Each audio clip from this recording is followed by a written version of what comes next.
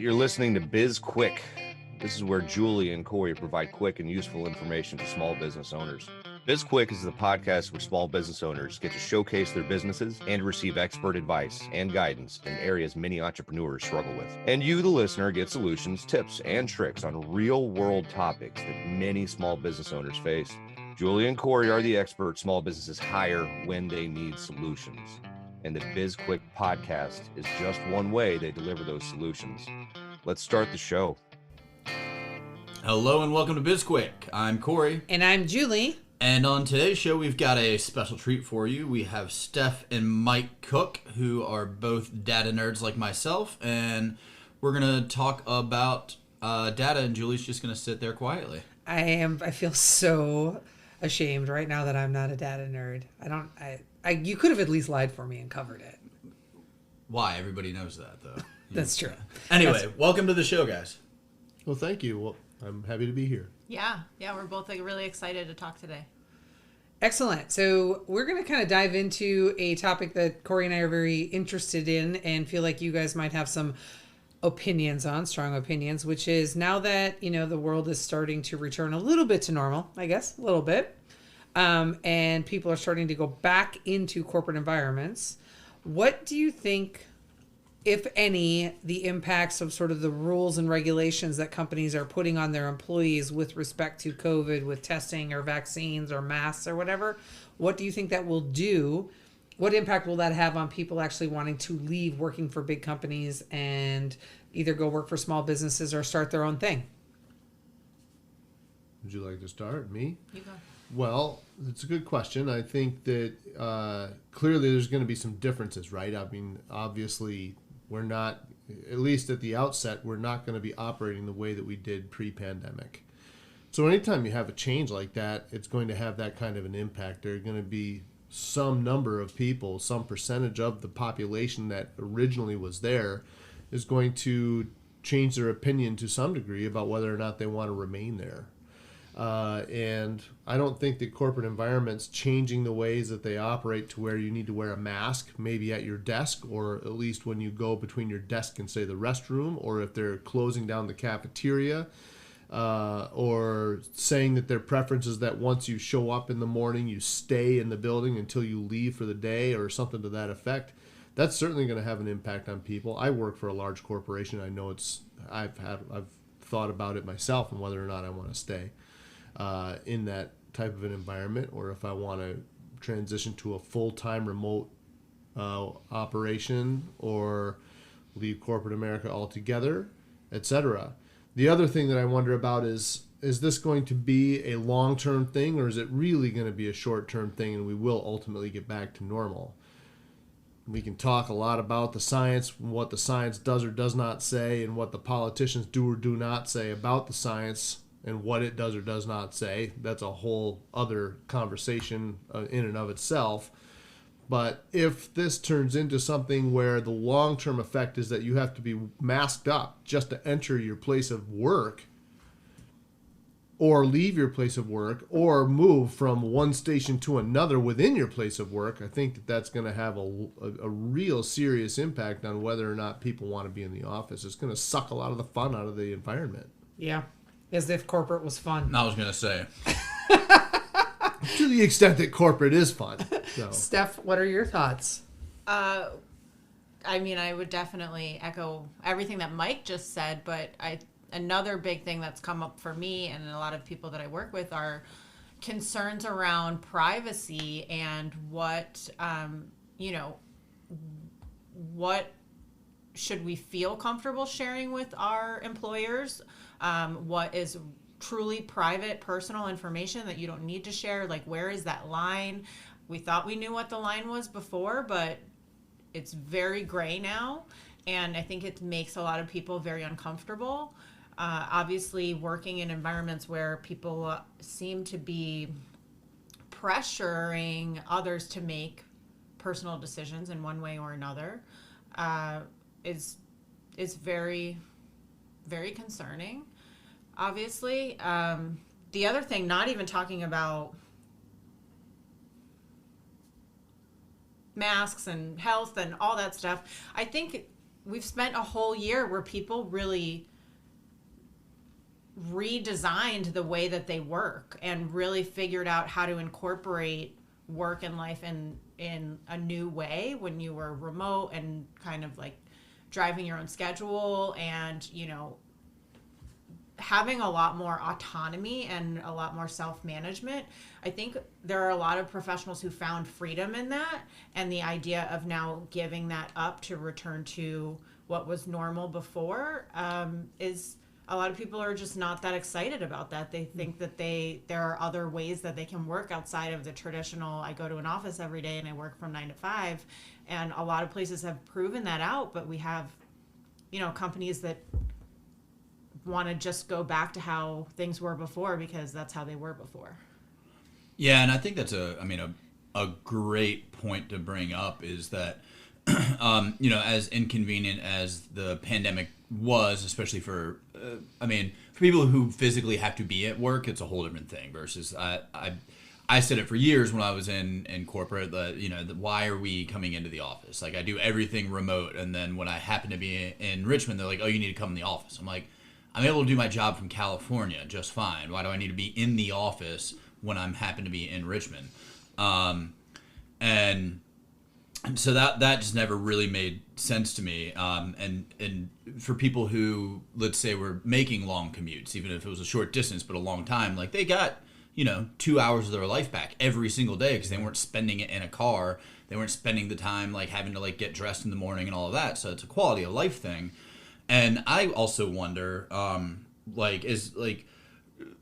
many businesses, I know that every single business who has a lease on an office space probably crunched the numbers and thought to themselves, do we really need to spend the rent when we can clearly get all of our work done without it?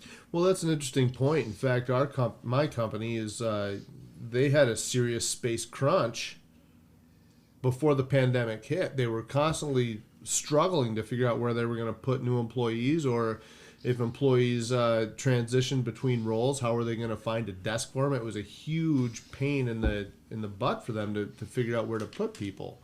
I'm an actuary, and the typical actuarial world is such that you sort of go into this rotational program where you rotate as an actuarial student or candidate, so to speak. You rotate from one position to the next, from a pricing position in this role to a reserving position in that role, and so on.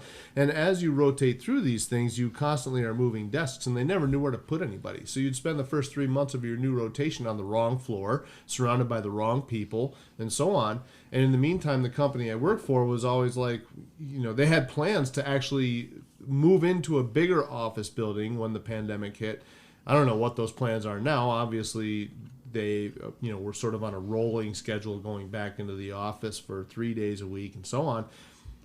But it would surprise me if they really want to spend that kind of money on office space when they clearly don't need it for a large number of actuaries in particular, but also IT folks and people who aren't directly involved in the business, and really transition the business or the office space into one that is geared toward being able to sit down and execute actual business in a conference room type of a setting when necessary. Did your company do layoffs as a result of the pandemic? They did not. Okay. No. So they still have, in theory, the same number of workers. They just don't have, when everybody returns to work, they would still have the same problem of the office space. They would still have the same problem, and it would probably be somewhat exacerbated because we've been growing. We're larger, if anything, now than we were pre-pandemic. Now, do you have to do social distancing in the office? What's the situation like? The situation for me is I work in a cubicle with walls that are approximately 4 feet high, and that sounds awful, by the way. It's a little bit gray because I think that the city ordinances are written such that I'm supposed to be wearing a mask at all times while I'm in the building, but I don't when I'm sitting at my desk, and nobody enforces that. But if I get up to go to the restroom or to go into the kitchen and fill up my water bottle or whatever, then I do have to wear a mask when I'm walking through the halls. When somebody comes up to my desk to talk to me, if they're standing on the other side of that cubicle wall, then we're supposed to put a mask on, although they haven't been really pushy about that. Typically, the person who walks up is walking through the hallways, so they're already masked up, and nobody has said anything to me when I haven't put a mask on, which typically I just forget to do because I refuse to make these masks normal for me. I just won't do it. Well, they've also restricted Excuse me. conference room capacity. Yep. So I work in the IT organization, and we had an open concept floor, which mixed feelings on that already as an introvert, and didn't totally love that. But then we had all the prior offices around the floor, they converted into conference rooms so that if you needed to have meetings, there were plenty of conference rooms for you to have. So there are conference rooms that are really just have capacity for like 2 or 3 people, which they've now closed because you can't have that few people in that amount of space, which basically means like you can't have, back to the point of working remotely, you can't have the same in-person interactions now that you can on like a Zoom call, for example. Like it's more beneficial for me to meet with people remotely still than it is in person because of the limitations in spacing, etc. Yeah, so I indicated earlier that I am an actuary now, but I actually I changed careers from IT to actuarial. And what's interesting about that is that in IT, when I was doing that job, which I did for a number of different companies, there was always a lot of whiteboard conferences, discussions with whiteboards where you're drawing out plans, drafting up plans, drawing up flow charts and block diagrams about how these systems are going to operate together and so on and so forth. And when I went to actuarial, that pretty much doesn't happen. You don't need any of that although I think you do. I think it would be very beneficial for the actuarial community to start using whiteboards more, but that's just me. That's a different podcast. Yeah, exactly. But without the need for those if I was still in IT, I would want to be in the office because I want to be able to draw that stuff out and look at it. I'm a visual thinker. That's what, it would be a lot easier for me. But the actuarial community doesn't do that anyway, so they don't really need it. So I got a question, Steph, for you that I'm going to tease before we go to break. But for all of our listeners out there, you hopefully remember Steph. She was one of our original guests on the show way back in September of 2020, and she came on to talk about mindset and mental health and all of that. And that's one of the questions that I want to get into, is because a lot of the questions or conversations we've had with people is that they're looking forward to going back to the office because they want to get away from their family. Or, I mean, yeah, it's funny, but it's true. Yeah. Or there's an element to that with us too. But like to have that socializing, because when you're stuck around kids and your husband or wife all day, you want to get out and go talk to somebody at the somebody who will tell you that you're right. Well, yeah, or just shoot the shit around the water cooler type of thing. Yep. And I think a lot of companies they're considering that, but they're also not. So we're gonna take a quick break, and then we'll have your thoughts on that when we come back. Hey everyone, if you're like most entrepreneurs out there, time is not something you ever seem to have enough of. We get it. There are a million things that need your attention, both in business and in your personal life. That's why we created Time Bomb. This is a self-paced course designed to help you determine what your time is worth and where you should be spending those precious hours every day. Right now, we have an option to buy the bundle, which also includes products designed to help you become more efficient with your time. It's a $70 deal you're getting for only an additional $30. Head on over to sbpace.com to learn more. Time Bomb. Take control of your calendar, gain control of your life. And we are back. So, Steph's going to talk about possibly the impact to mental health or whatever when it comes to being remote versus being in person. Sure.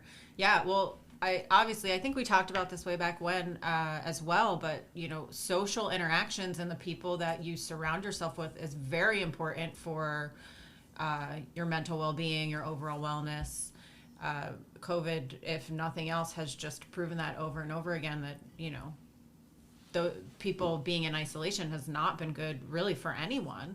So, from a professional standpoint, from a work standpoint, absolutely having personal one-on-one interactions with people or even group interactions in person, I think is important. It's definitely something that I think people are missing. But from my experience, and I mean, you guys do all your client work virtually, right? We do. We virtually do. Yeah.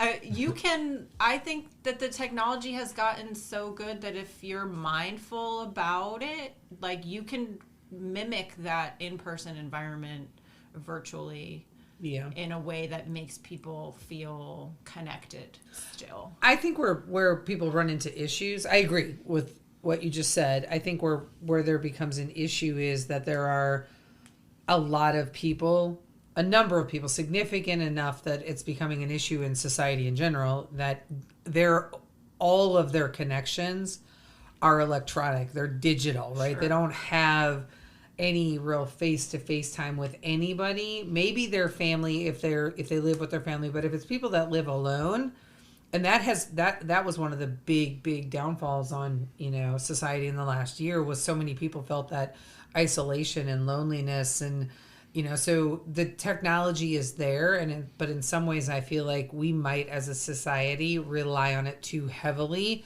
for too many things and don't give people the actual connection that they need in a different and more meaningful way. Sure. And I'm certainly not an expert on this, but I'm sure there's like biochemistry and whatever about, people actually being in close proximity to each other. Yeah. There's studies around actually physical contact and the benefits that has. So, not like you're necessarily physically contacting your coworkers, but like, shaking someone's hand, which is allegedly on the table to be outlawed. And, It is? I didn't know that. Why? Because germs. Oh, gosh. Because the science. Yeah, the science says so. Okay. Oh, that's sure. I got on. Yes, that makes total sense. Yeah. But, like high-fiving someone or giving someone a hug if they're having a bad day, like all of that is also very important and human and an element that we've certainly lost. So do you think that those businesses, I'm going off on a little side street here, but those businesses that were becoming very popular where there were like, you could like make an appointment to go cuddle with somebody for like 15 or 30 minutes. Those were actual businesses. Yeah. Do you think those got shut down because of COVID and it no longer exist? I would assume so. That seems... I feel like there's a few mandates that may have been broken if you had stayed in business. cuddle Would with a it stranger. matter as long as they were wearing masks? I don't know. But I for one, I miss the days of handshakes. It's weird going into a place and not being able to show off how manly and strong I am by... Yeah, Steph and I just went through the process of buying a new car, and through the whole which was a process that took over a month of going and searching and doing the research and whatnot. And I don't know how many different car dealerships we walked into, and it was always fist bumps or elbow bumps or something. It was hardly ever did I shake someone's hand. I did shake the person's hand from the vehicle we ultimately bought, and I was kind of I'm just going to shake your hand because. Oh, sorry. Oh, you're slapping the table, but that's part of it. It's not just at the workplace. It's like societal now that you can't touch anyone. Yeah, it's weird. It's really, it's very, very bizarre. So anyway, back to the original question of, do you think that people? I forgot what we were talking about. So. And this is what happens when you record a podcast with friends. Do you think that we will see people leaving corporate America to either start their own thing or work for smaller companies where they have more flexibility? That's a really good question. Thank you. I've got more. I don't know how to answer that. Then why are you here? Maybe you. Why are will. you answering them? Maybe Steph Yeah. has an answer. Fire away. I do think it's going to be a mixed bag. I definitely think there are people in corporate now who probably are starting to feel uncomfortable with the climate that is developing there and maybe feel nervous about job security or anything else. But, from our experience, like we work for a very big company, like financially, our company was secure throughout this whole thing, and they made a commitment early on in COVID that they weren't going to lay anyone off. So there's some aspect of job security there that I actually think, conversely, you might see some people be interested in flipping you know, based on the financial insecurity that a lot of people faced, like maybe it'll just be easier for me to go work for somebody else. Yeah, the friend of mine who owns a few restaurants, he's had some of his key employees quit right at the end of the pandemic, and you know they stuck through the hard part. They made it through the pandemic and got basically to the other side, and then put in their notice because they're like, we don't want to ever have to do this again. You know, they're going back to school, looking for a corporate job, you know, something like that, so that they don't have to worry about like the uncertainty, the stress, and all of that. And I mean, I get that. So yeah, They basically don't trust that we're not going to go through this again. In other words, right? Which is, I think, a really important part of the conversation. That, you know, it's the precedent that has been set through this COVID pandemic lockdown thing. That scares me to death, because there's nothing that says we can't just, you know, if things start going a little sideways in society, or according to the way that the leadership wants it to go, then they might just re-implement lockdowns over whether it's reasonable or not, in order to generate whatever their outcome is that they want. Yeah. Well, Right? and so we were originally talking about making data-driven decisions, right? So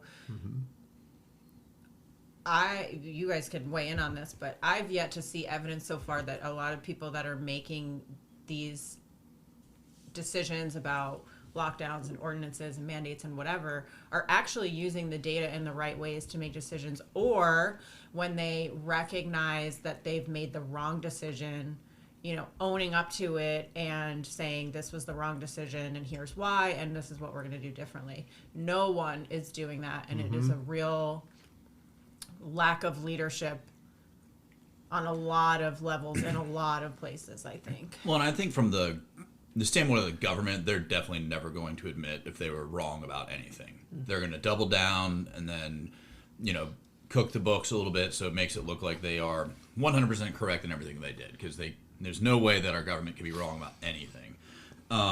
But Unless your name is Trump. it doesn't even matter. Like it. Well, even Donald Trump refuses to admit that he's wrong about anything, right? He's not immune to that. Yeah, exactly. So everybody, like, if you're in charge, you're like, for whatever reason, you're not allowed to be wrong. But when it comes to companies and all that, like, I wonder, like, I mean, when it comes to like data-driven decisions, like, is this? I feel, especially like larger companies, is this a decision based upon like they actually care about the well-being of their people, or they're like, oh, this is a liability waiting to happen because if somebody gets COVID and they can track it back to my place of business, now I got a lawsuit. I think it's a liability. It's liability limitation. I think you're absolutely right. I think more than anything, it's limiting liability. Yeah, I think that we've done such the government and, you know, the decision makers have done such a great job of really scaring people with this entire, you know, pandemic and putting in these crazy rules or, you know, mandates that now people are so concerned with, like, I don't want to face legal consequences for not doing something correctly. And so they're, you know, now businesses have to sort of carry on what the government started in terms of mandates, which makes it really, really difficult to even like, I don't know that I think we'll ever get back to normal. Well, and what's interesting, in fact, I saw a meme today on Facebook that basically read, it was basically a bunch of Time magazine covers from 2003 up through, and it says at the top, same fear, different year, and you got 2003 SARS, 2004 bird flu, 2005 death threats, 2009 is too small to read, 2009 H1N1, 2014 Ebola, 2000, you know, and so on, and then he just kind of keeps on going through, and it's just like, it's fear mongering at the end of the day, right? Yeah. They're just keeping us afraid of each other. In this particular case with COVID, it was keeping us afraid of each other. And you look at the way that the vaccine process has changed for this. All of a sudden, the COVID vaccination process is about, I have to get vaccinated in order for you to be safe, right? Or you have to be vaccinated in order for me to be safe. So in essence, we have this vaccine, but and millions of people have been vaccinated, have had both doses of this vaccine or that vaccine or whatever. But society, i.e. the government, is treating it as if, and it's a power play, nobody is vaccinated until everybody is vaccinated. Yeah, it's absolutely. I've never seen a marketing campaign for a vaccination like we've got going on for this one. Oh yeah, it's crazy. But back to data, and I'm curious, since I'm not really, I'm not the data person here. We've already established that. So I'm going to ask. I don't believe that, by the way, but anyway. I have a question for people who, for our listeners who don't really know how to sort of pull data together to make a decision, right? So we're going to be talking about how do I know if it's safe to get a vaccine, to how do I know if I should return back to the office, to how do I know if I should, get DirecTV over, Hulu, right? Like just decision making in general and looking at data, right? What do you guys use as sources, or how do you compile data for decision making and just in general to make the right decisions for what you want to do? I'm going to ask all three of you, so everybody's going to answer. And, Corey, do you want to go first? Sure. So the question is, how do I use data to make the decisions? Yeah. I think the first and the most important thing for people to understand is that you cannot calculate the outcome that you want to happen into your decision making, and that's what a lot of people do. Is they hope that they've kind of already made the decision in their head, and then they're just trying to find numbers to back that up. Can you give an example? It's will I be successful in business? Well, of course I think I'm going to be successful in business. I've got all of this, so opening a restaurant, I know I'm going to be successful because I know I'm going to be successful, and I've got a lot of reasons, a lot of data backing me up, but it's also because there's for me, it is an emotional decision, and it's personal and all of that, and I haven't factored in everything that I absolutely need to factor in order to say, am I going to be successful? Now we're talking extreme outliers, obviously, and I already know how to survive a pandemic now, so come on, alien invasion? I don't know what the next one is, the next giant hurdle that's going to have to be, jumped. Beyond that, I think that's the biggest thing is, you just have to look at the numbers. You can't use emotion. Okay, great. Mike, how about you? I think that coming off of what Corey said, a big part of that is in the data collection process and the data cleaning process. So when you collect data, you collect as much data as you possibly can, let's say.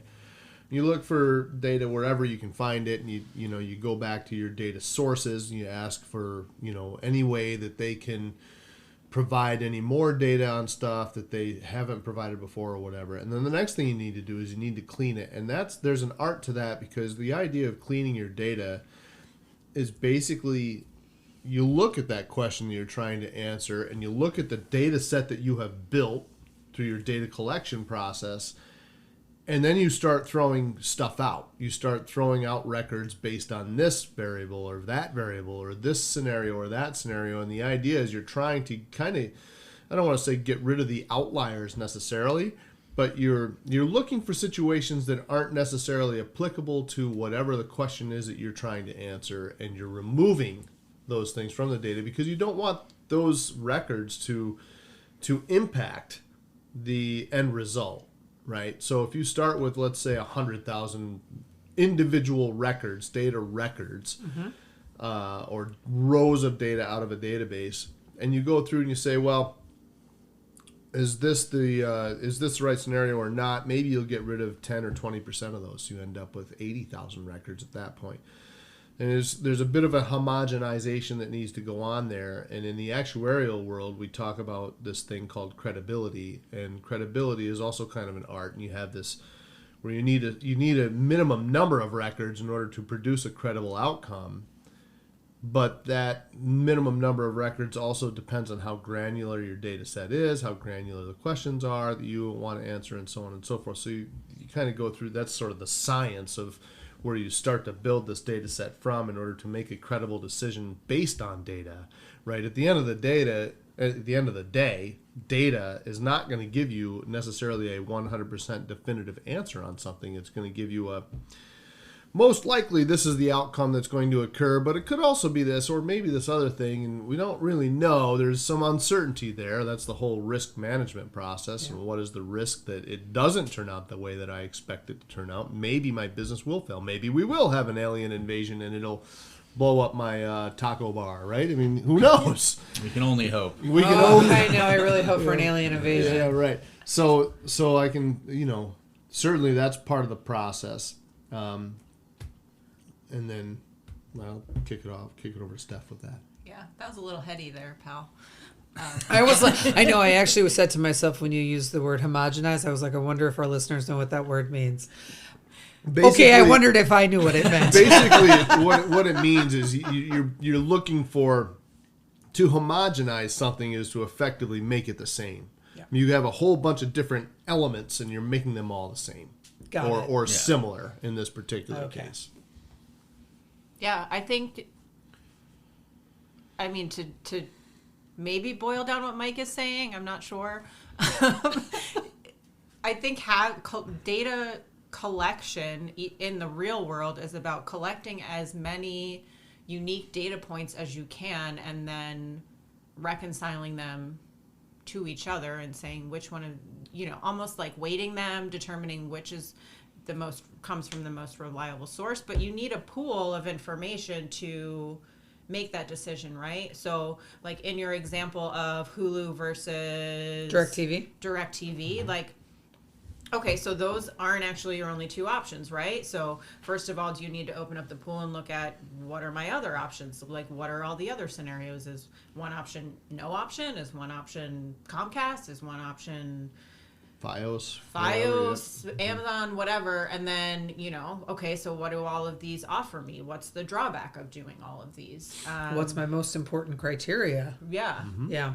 Well, so I was thinking, when I was asking the question, and I, maybe just didn't do a very good job of asking it, although your answers were really good and very relevant, I was thinking more along the lines of when we're making decisions, like, I'll ask a new question. Just simply, very succinct, one sentence answers. How important is it to look at different types of data sources or to get out of an echo chamber when you are making decisions? Because I feel like everybody's in echo chambers right now and only wants information that's coming from the sources that they agree with, right? So, in our mainstream media, you're either a CNN person or a Fox, even though Fox, I think, is far more left now than it is even right. But how can people make sure that they're not in an echo chamber when they're collecting data, especially around things with, their own personal safety and things like that? Succinct, one sentence answer. Well, I think, first of all, one sentence. Collecting data is not where you run into that problem so much as when you start talking about collating or cleaning the data. Right? Because that's where you throw stuff out, and you're more likely to throw stuff out that doesn't match up with what you're trying to confirm. So back to what Corey said, right. You got to take what you want the outcome to be out of the equation when you're collecting data. Yeah, it's we've ended up in this world where we're managing to the exception and not the rule, and when in science, you create a hypothesis, you test the hypothesis, and then you analyze the data. And if the data doesn't match the hypothesis, you change the hypothesis. We now live in a world where we're just changing the data to agree with the hypothesis. Yeah. So we have to wrap up, though, unfortunately. We do. Thank you so much, Mike and Steph, for joining us. We really had fun with this one. And thank you to our listeners for tuning in. I would tell you could find all the information in the show notes, but I'm not sure what we're going to put in the show notes here. So I'll leave that up to Corey. He's the master. You can find everything you need to know about us in the show notes. So that's going to be how you can connect with us on social media, LinkedIn, Twitter, Instagram, Facebook, and our YouTube channel. And everything that you would ever need to know about SB Pace is on our website, sbpace.com. Hey, you can also subscribe to our podcast on any platform you use to listen to it. And while you're out there, you know what would be great? If you liked us and if you gave us a review. We love feedback. And if you have any topics or anything that you want us to cover, or if you want to be a guest, again, you can get that on sbpace.com. Don't forget to purchase our book, Seriously Now What? A Small Business Guide to Disaster Preparedness. It's a #1 bestseller on Amazon. It has a digital workbook download, and if you've already purchased it and read it, remember to like it and give us a review. Yes, I'm Julie. And I'm Corey. And this was BizQuik, helping small businesses across America.